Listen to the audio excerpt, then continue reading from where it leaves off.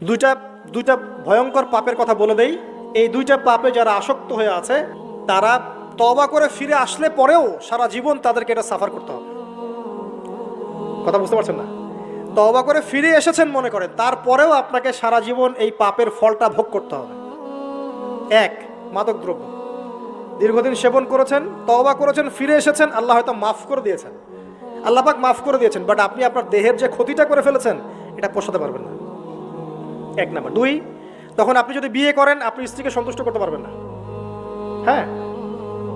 দুই নাম্বার হচ্ছে এই যে গোপনে যুবকরা যে পাপটা করে, মাস্টারবেশন, যেটাকে আমরা বলি হস্তমৈথুন, এই পাপ যেসব যুবকরা করছে বা করে, এবং অ্যাভেলেবেল এই পাপটা সবাই করে, কারণ এখন পর্নের যুগ, পর্ন দেখলে তো আর কোনো উপায় নাই, তখন তো এই পথেই যেতে হচ্ছে, নিজের উপরে নিজেকে জুলুম করতে হচ্ছে।